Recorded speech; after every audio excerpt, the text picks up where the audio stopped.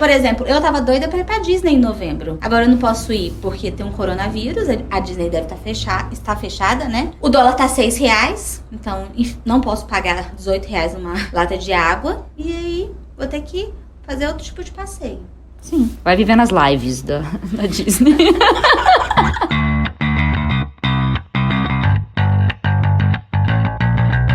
Dualidade, um bate-papo com resumo de livros que tratam sobre o desenvolvimento humano e as inquietações da vida moderna, com a jornalista Adriana Nicásio e a publicitária Júlia Scheibel.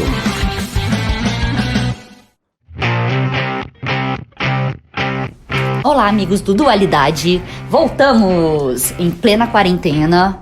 Finalmente voltamos. E esperamos seguir quinzenalmente com os nossos episódios. Bem, esse livro é bem bacana para esse momento. Se chama A Riqueza de uma Vida Simples, de Gustavo Cerbasi. Esse livro tem um problema gravíssimo, que o próprio Gustavo diz.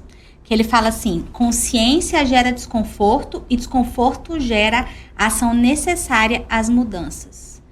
Vocês podem, por favor, me explicar como é que uma pessoa que não pode comer na quarentena porque engorda vai ter a riqueza de uma vida simples, onde ele diz que você não pode comprar? Não pode comprar porque nem dinheiro tem, minha irmã. Já era, redução de salário, isso pra quem manteve emprego, entendeu? Então a gente tem que buscar isso mesmo, a riqueza de uma vida simples, gente. Sentido de vida com as florzinhas, calmar, viver uma vida tranquila. Quero dizer que foi muito difícil ler esse livro. Ele é um livro que vai te angustiando, principalmente para as pessoas que gostam de bolsas, sapatos, roupas, adoram ir na farmácia fazer compra. Tem coisa mais legal do que você fazer um monte de compra de porcaria na farmácia? Não, não vai na farmácia. A farmácia é um lugar cheio de cororas. Tá bom. Não pode. Não pode ir em loja de R$1,99. Não, delivery, amiga. Isso que também não vai trocar o impulso por compras pra ir pela internet, porque aí já era, também não funciona. Não dá mais nem pra dividir em 12 vezes no cartão. Não, faça isso não, por favor. Então, esse livro, o legal dele é que ele não é uma educação financeira cheia de tabelas, matemática, daquele tipo que você fala, gente, eu não vou conseguir entender o livro. O livro é simples, porque ele trabalha em aspectos emocionais. E é por isso que tocou a Adriana, entendeu? Que ele diz assim, você não consegue economizar? Muda a sua vida. Mas como assim mudar minha vida? Eu tô tão feliz com a minha vida. E com dívidas. Não sou uma pessoa endividada. Sou uma pessoa sem poupança. Então, vamos lá pensar em que é futuro. Começando, o primeiro capítulo ele diz o que é preciso para prosperar. Primeiro, é ser rico. E ser rico daquilo que importa para você. Então, independência financeira é necessária e é viável para qualquer renda, ainda que seja baixa. E é isso que é legal nesse livro. Porque ele trabalha um pouco essa questão de como você ter uma vida simples, mesmo se você tem uma baixa renda, né? Sim. O que, assim, um ponto que me tocou bastante é o seguinte, que você mesmo ganhando pouquíssimo, você pode ter uma vida rica. E que mais importante não é você pegar aqueles 20, 30% que a gente sempre ouve sobre poupança, como se fosse a coisa menos importante. Você paga tudo e você fala, não consegui economizar dessa vez aqueles 30%. Esse tem que ser o ponto mais importante. Primeiro, pensar no dinheiro para guardar. Não, então, mas o que eu percebi nesse livro é que ele fala em relação às expectativas. Então, não é que você precisa estar guardando dinheiro o tempo todo, mas você não precisa ficar gastando o tempo todo. Então, você vai ser rico na medida da sua expectativa. Porque não adianta você ganhar, sei lá, 1 milhão por mês e gastar 1 milhão e 10. Ou então você ganha 1 milhão por mês e gasta 900 mil com um monte de coisa que você não precisa. Então, é você modular a sua expectativa e você conseguir construir necessidades que são realmente necessidades. E também observar o seu conforto hoje, ele pode ser, vamos dizer assim, o seu fracasso amanhã. Sua dor de cabeça amanhã. Sim. E aí ele diz, começando no primeiro capítulo, que quais são os atalhos que as pessoas fazem, acreditando que esse atalho é o sucesso, quando na verdade é uma ilusão, né? Que é a ilusão do emprego público, a esperança de que vai ganhar na loteria, a busca de um padrinho ou de um mentor para abrir as portas. Eu quero uma startup, mas se eu conseguisse aquele patrocinador, né? Voto em político populista, então todo mundo vai ter uma vida confortável de uma maneira, né, ou outra. Enfim, a dedicação incondicional a um emprego que não será eterno, bajular parentes ricos, né? Quem tem parente rico para bajular, né? Investimentos milagrosos, negócios que prometem ganhos fáceis ou rápidos, ou mesmo mimar os filhos pensando que eles vão cuidar de você na sua aposentadoria. Eu tava lendo uma coisa sobre esse negócio de mimar os filhos, porque nessa quarentena é só o que a gente quer ler sobre educação de filhos, né? que diz que mimar o filho é, inclusive, você dar pro filho mais do que você poderia. Então, às vezes você olha, não, essa boneca é maravilhosa, mas você não tem condições de comprar essa boneca. Então, você faz um esforço, entra no cheque especial, ou gasta mais do que poderia para dar uma vida um status para aquele filho. Então, ele questiona muito a questão do status, de onde você tá para onde você quer ir. Essa parte é bem legal do livro mesmo. Na verdade, quase um todo ele vai falando muito sobre essa questão do status, do seu propósito de vida, o que te faz feliz, né? E só uma questão mais dessa sobre são algumas armadilhas, que é o emprego público, o político populista, é justamente para a gente prestar bastante atenção nos nossos valores. Ele é um livro que nos chama a atenção para os valores. É verdade. E aí ele fala também pra gente reconhecer os nossos erros e voltar atrás. Aí um exemplo do conforto. Muitas vezes a gente vive uma vida, um estilo, mas se eu já cheguei nesse patamar, eu vou ter que descer desse patamar. Isso é muito ruim. Eu cheguei até aqui, por que eu tenho que mudar essa forma de viver? E às vezes, e pelo que o livro diz mesmo, tem que mudar com o objetivo de ter poupança, com o objetivo de ter algum investimento, né? E inclusive investir no seu desenvolvimento profissional. Porque rever a sua rota, muitas vezes, é porque você errou no passado. Não só no conforto que você vive hoje, mas na sua juventude que você não se dedicou horas para estudar, ou mesmo para cursos técnicos, e que atualmente, sendo adulto, você vai precisar rever o seu tempo, incluindo o tempo de trabalho, incluindo o tempo de transporte, ainda que estejamos em home, é um momento sazonal, né? Então vamos voltar a ter, né, vamos dizer, trajetos longos para ir para o trabalho, etc., cuidando da casa e dos filhos. Então, se hoje você, como adulto, não se esforçou no tempo que você tinha mais tempo livre como jovem, hoje você precisa pensar nisso. Então, seria muitas vezes desfazer do seu conforto, rever um desenvolvimento profissional para poder empreender ou investir, ou mesmo fazer a sua poupança. Isso tudo considerando que você quer ganhar mais dinheiro.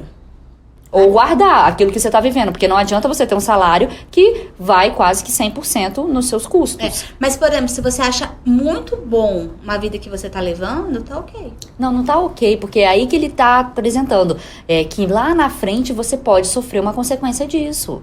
Seja porque você foi demitida, seja agora na redução de custos, ou seja porque você não se programou para uma aposentadoria que você viva com condições. Mas vai viver da aposentadoria do governo, acreditando que o governo precisa te sustentar pelo tempo que você trabalhou? Eu penso, como Keynes, a longo prazo todos estaremos mortos. Mas ela já matou todo mundo, então não precisa nem dessa situação, não precisa nem pensar sobre a vida. Então, vamos voltar nessa viagem de Adriana, e a gente precisa começar o quê? A determinar uma saúde financeira da nossa vida, saúde financeira, que seria simplesmente gastar menos do que gastamos atualmente, mas sem perder a qualidade de vida. A pergunta é, como gastar menos quem ganha menos?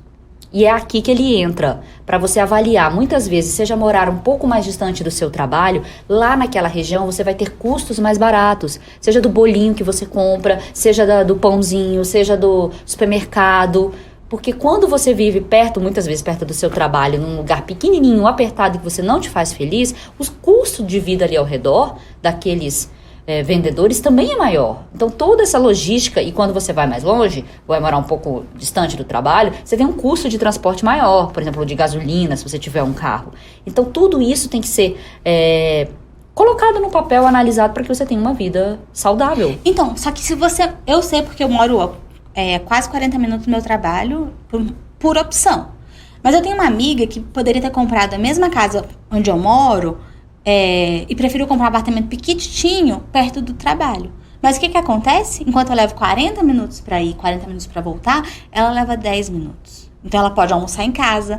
Ela tem uma qualidade de vida em um tempo que às vezes eu desperdiço no trânsito. Mas aí que você precisa se conhecer, e o livro fala muito disso. Qual é a sua felicidade? É estar em casa no final de semana com espaço? Isso. Ou se é chegar rápido no trabalho e poder voltar durante a semana para almoçar? Claro que a gente gostaria de ter tudo. Quem que não quer ter tudo? Mas a vida é prós e contras. Como lidar com isso? Como? Sabendo o que para você importa. Então o livro ele é uma orientação para o autoconhecimento. Completamente, por isso que ele fala muito que essa educação financeira e essa saúde financeira vai depender do que você considera felicidade. Plagiando Sócrates Serbace. Que coisa, hein? Então, e ele fala que o nosso cérebro, ele quer ficar endividado e feliz do que cheio de dinheiro e entediado. Então a gente também precisa conhecer o funcionamento do cérebro para que a gente consiga fugir dessa zona de conforto, que é gastar se sentindo feliz e depois ficar pobre.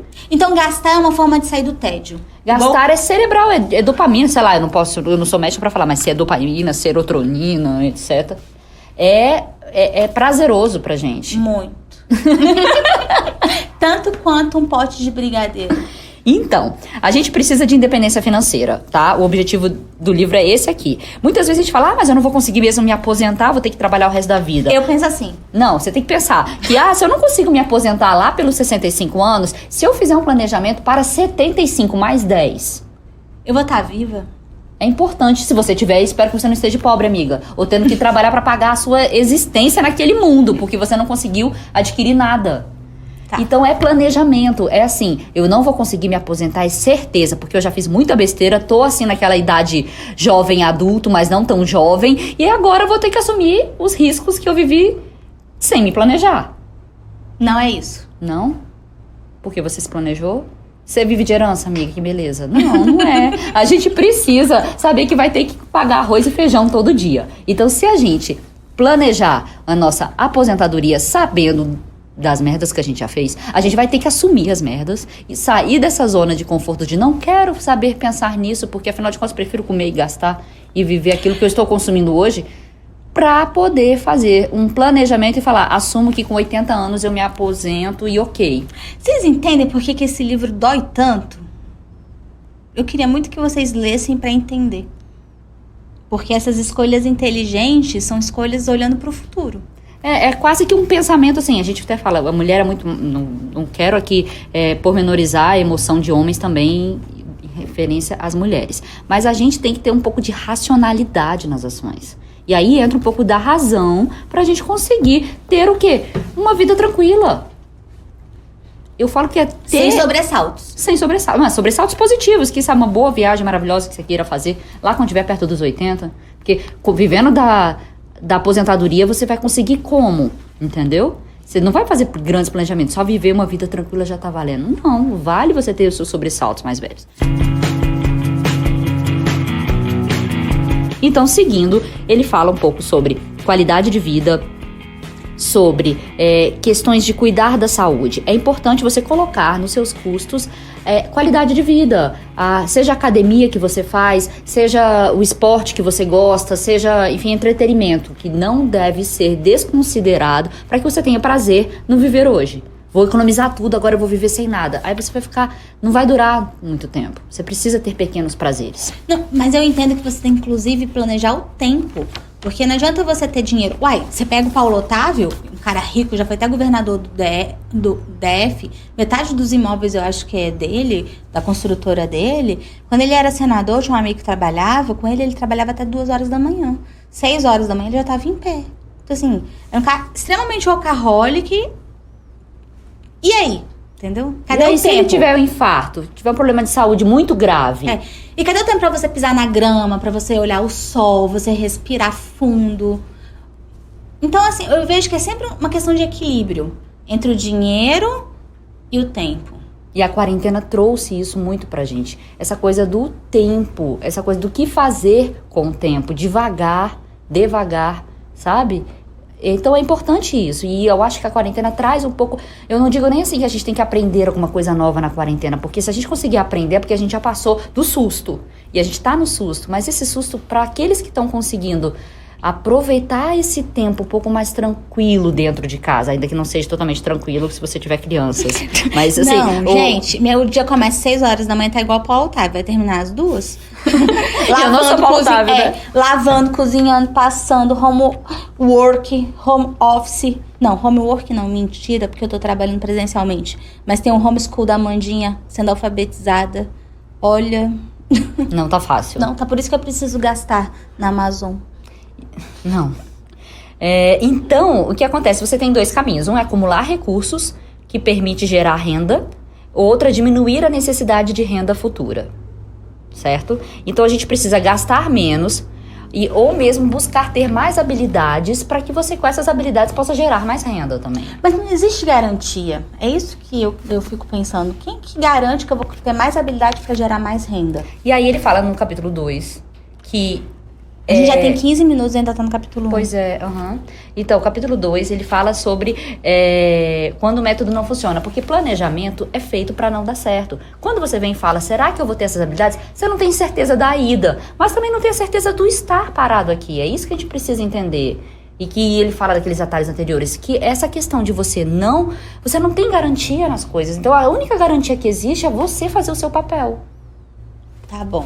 Então, e aí, seguindo, planos foram para não darem certo. Porque se todo o seu plano deu certo... O quê? Planos foram feitos para não darem certo. Foram feitos. Foram feitos para não darem certo. Eu pulo o verbo. E aí, ele diz que se o seu plano que você fez deu tudo certinho, ele nem era muito de risco, nem um pouquinho. Quer dizer, você fez um plano, assim... Pouco ambicioso. Pouco ambicioso mesmo, né? Tá. E aí, seguindo, no terceiro ele fala, planos novos para quando os velhos fracassarem. Todo mundo tem um plano B? Não. Tem uma carta na manga? Não. Pois é, precisa a gente pensar nisso também.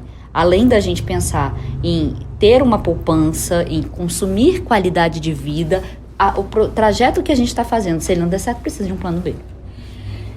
Eu acho que além de autoconhecimento, ele obriga a gente a amadurecer.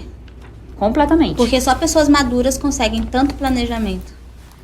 Não é tanto planejamento, é só mais um, não tem C não, tá? É só plano B, amiga.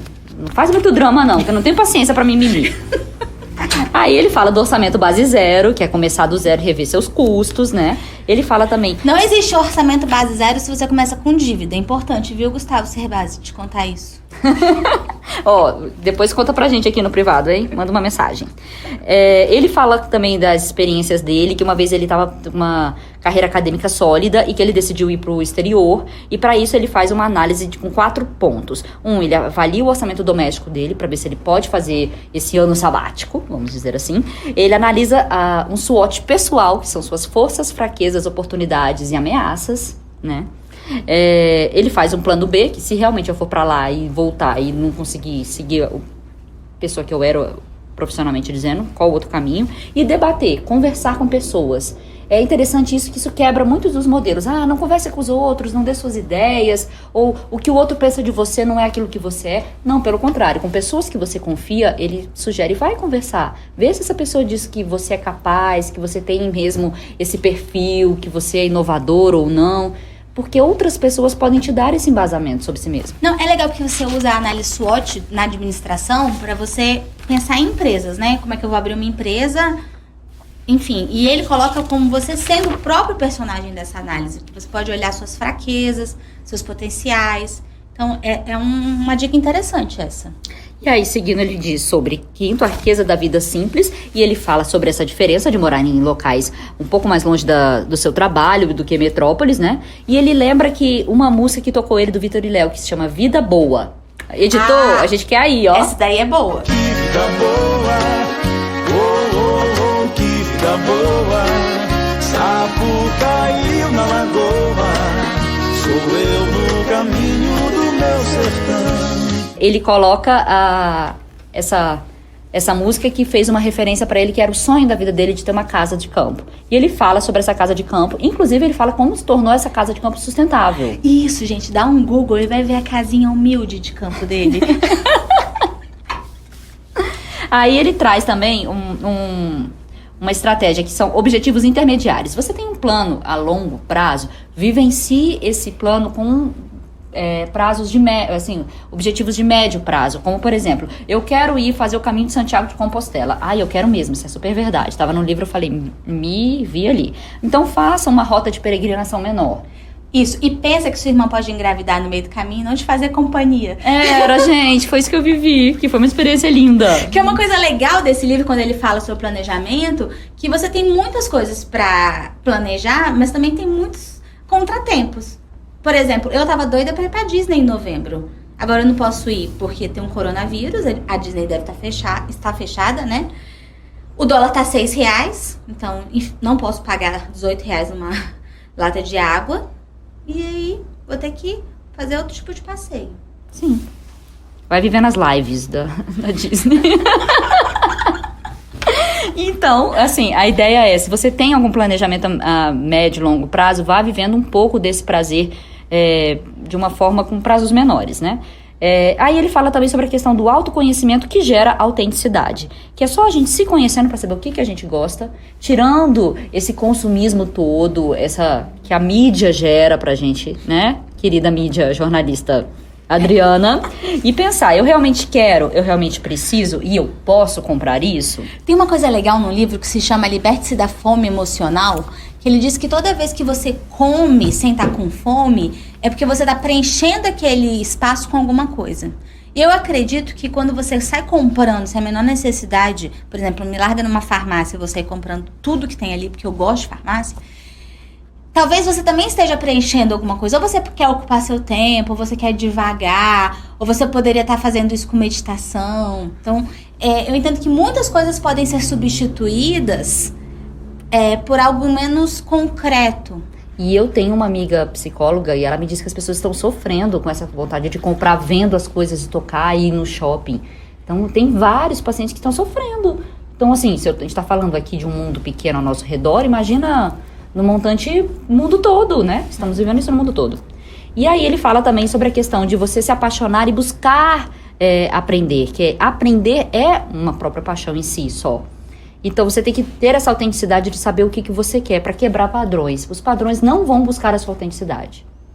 Tem uma frase do livro que eu achei muito legal, que diz o seguinte, que a vontade de ter e de ostentar posses está sendo rapidamente substituída pela vontade de viver e de compartilhar experiências. O ter está sendo substituído pelo ser. E a gente observa isso muito na juventude, muito. Essa juventude que não quer andar de carro, que não quer comer carne, essa juventude que quer ser mais livre, né? A gente repara isso, eles estão valorizando muito mais o ser. E sim, as experiências. Entre comprar um carro novo e viver uma experiência de uma viagem internacional, muitas vezes eles preferem a viagem internacional. Mas esses jovens de hoje têm sim desejos consumistas, por exemplo, como celular e tecnologia. Eles querem a última geração e isso ainda existe, isso faz parte. Porque é a conectividade, que aquilo vai dar a experiência também. Então a gente também tem que cuidar para que esse ser que eles dizem ser totalmente, viver, estejam coerentes com uma realidade, porque às vezes eles estão trocando do tipo de desejo. A gente queria coisas mais fixas, como moradia e carro, que era o modelo dos 30, 40 anos de hoje. E que essas pessoas estão mudando para experiências de vida. Ele mesmo faz uma referência no livro de que ele poderia comprar um carro novo ou fazer uma viagem internacional. E que a experiência da viagem internacional, ela é mais memorável na sua vida do que o carro. Porque o carro você dá aquele prazer e logo passa. Mas na hora que você volta da viagem internacional, você vai fazer o quê? Andar de bicicleta? Sim, vai de bike, impossível elétrica. Pra onde? Conta pros nossos leitores sobre a sua bike elétrica, Júlia. Eu usei semana passada, inclusive amanhã eu venho com ela, tá? Vou contar pra vocês. Alguém falou, não vou andar mais de carro, vou ser sustentável. Comprou uma bike elétrica. Acho que é a terceira vez que ela usa. Não, eu devo ter usado umas 15 vezes, realmente.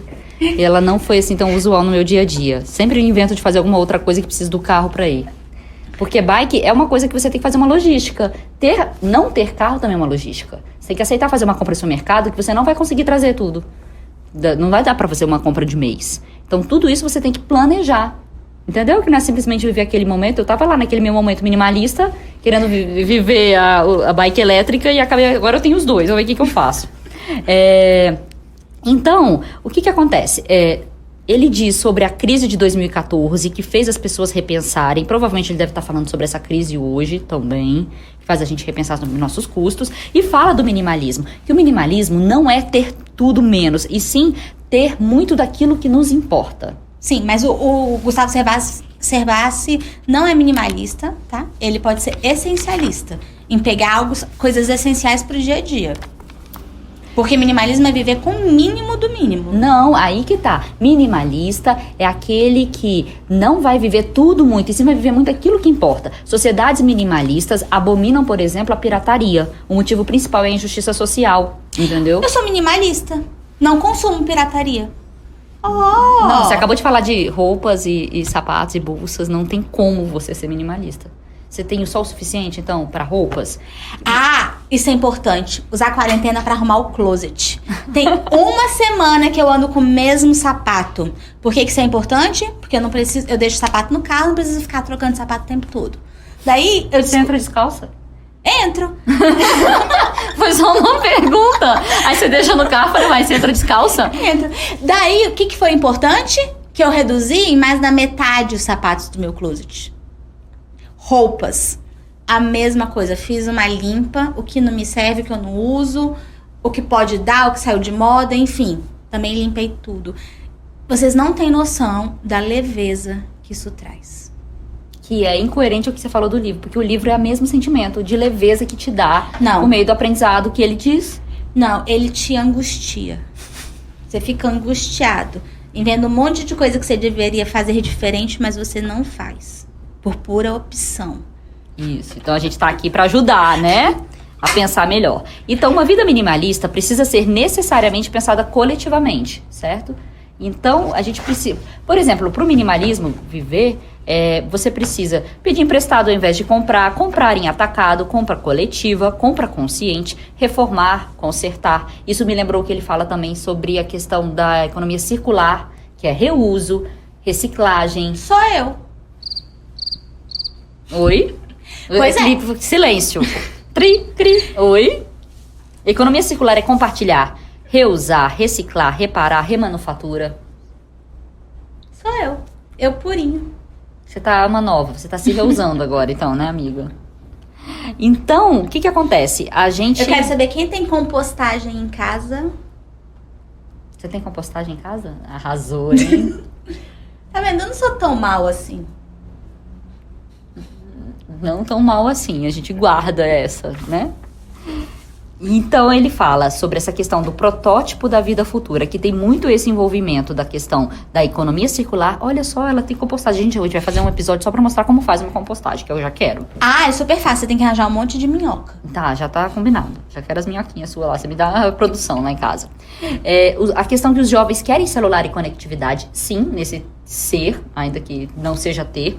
E reforçar que o gasto com educação é muito importante. Ah, aí a gente combinou muito, Gustavo. Se tem a coisa mais importante que eu acho que a gente tem que ter na vida, é o investimento na educação. E a gente tá vendo isso nessa quarentena, né? Como tá difícil, imagina pra quem estuda em colégio público, que não fez o investimento em educação, que quis aproveitar do Estado, ou mesmo que não pode, né? Temos milhares de situações. Não tem condição dos meninos estudarem, simplesmente não estão estudando.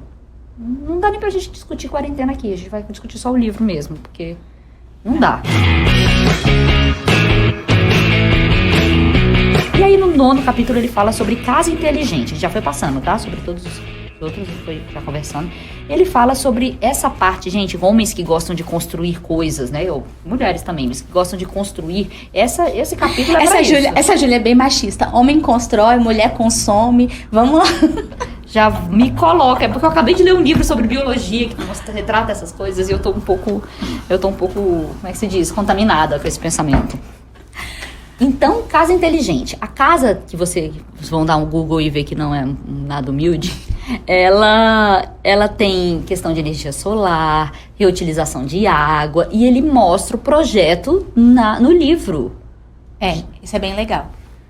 Então tá, eu não vou esperar casar pra ter essa casa inteligente, não. Eu vou tentar botar a mão na massa, né, com um construtor aí e fazer sozinha, ok. E aí, 10º capítulo, blindando a aposentadoria. Porque tudo é uma questão de liberdade de escolha, que é o que ele diz. E que tem situações em que as pessoas vivem, inclusive de não terem uma casa, e que vão viver em co-living, que eles chamam, que é dividir o espaço com outras pessoas, porque elas não têm condição de ter uma casa sozinha. Aí isso me lembrou... Olha, em 2009, eu conheci uma casa de picolé, que a gente chama que é aquela de ponta, aqui de Brasília, desses casarões, das mansões. E aí, era uma turma de jovens. Não era essa questão já da aposentadoria. Não eram velhinhos, não, assim. Era jovens, na sua faixa dos 20 anos, 5 pessoas solteiras, que moravam sozinhas em kitnet. Na época, e hoje também faz mais ou menos esse mesmo valor, em torno de R$1.000. Uns tinham até mais do que R$1.000 que pagavam de aluguel de uma kitnet, porque pagavam também um estúdio. Um era DJ, o outro era designer, o outro era, sei lá, ator, e aí pagavam um estúdio ou estrutura para manter os seus espaços, e eles decidiram juntos alugar uma casa. Então cada um tinha o seu quarto, tinha as áreas em comum. Eu achei aquilo tão bacana para solteiro. E aí vi que no livro isso já é comum, enfim. É a questão de você usufruir de espaços melhores através de um custo mais baixo. Entendi. Agora, esse capítulo tem uma coisa que eu achei que é rico em todo o livro. Que ele diz que nada define melhor o conceito de riqueza do que a liberdade de escolha. Né? Então, assim, é você ter a liberdade. Você quer gastar, mas você está gastando não porque a publicidade te levou a isso. Não porque o seu colega tem um carro que você gostaria de ter e você inveja e você quer fazer. Você vai gastar porque você deseja. Ou então, não, eu vou economizar agora porque eu quero ter uma aposentadoria mais tranquila. Então, hoje eu vou abrir mão de determinadas coisas porque eu escolhi fazer isso. Então, acho que a escolha, ela tem que estar muito afinada com os nossos valores e com esse nosso autoconhecimento. Então, ele, no 11º capítulo, que fala de riqueza essencial, é realmente saber o que te traz felicidade. Por exemplo, se você está na faixa dos 40 anos e que você está naquele boom do seu trabalho, e que você socialmente é muito importante para você, claro que morar perto do trabalho ou dos lugares badalados que você vai viver é importante e faz parte daquele momento. Depende da pessoa. Então, eu estou te dando um exemplo, no caso, que é assim, uma situação que você ele está concordando com aquele estilo de vida. Se aquele status para você é importante e aquilo faz parte da sua vida, ok. Só que ele questiona muito a necessidade de status, né? Sim, porque muitas vezes o status é a necessidade de você gastar mais por aquilo que não é importante pra você. Para agradar pessoas que você nem gosta. E, por exemplo, você falando em roupa, você deu o exemplo, né, que você limpou o seu armário, etc. Por exemplo, pagar um personal stylist é super bacana, ainda que você gaste, sei lá, R$1.000 numa consultoria, ele vai te ensinar a comprar e você vai conseguir ter mais uso das suas roupas, por exemplo. Então, existem momentos e momentos da vida, tanto profissionais quanto pessoais, mas o que vale esse livro, e eu acho muito importante, é saber que mais na frente continua existindo. Existe um futuro. Se você não morrer agora, meu querido, existe o futuro ali acontecendo. Então, a longo prazo, não estaremos todos mortos? Não, e se não estivermos? Vai estar de fome porque não economizou, não guardou, não reduziu o custo. Agora, com essa situação, redução de custos, quantas pessoas não estão revendo contratos, não estão revendo os custos que você faz de casa? Ela leu a matéria que eu mandei pra ela. Não só li a matéria, mas eu tô revendo os meus custos. Eu cancelei alguns contratos na minha casa.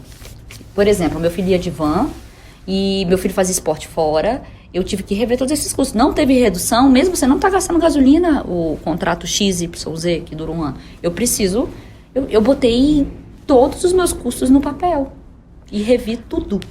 Eu fiz como se a minha casa fosse uma empresa, para poder viver tranquilo.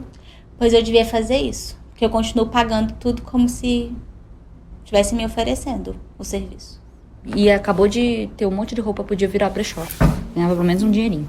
Ah, não, mas eu dei para as pessoas que estavam precisando. Tinha um monte de gente que ficou feliz, me manda foto do filho, da irmã, do pai, todo mundo arrumado com as roupas que eu tinha. Eu fiquei feliz. Isso me deu prazer, mais do que um brechó. Então você precisa ganhar mais, amiga, pra poder doar mais. Não, eu preciso ter menos, eu preciso ter menos desejos, menos expectativas e menos necessidades.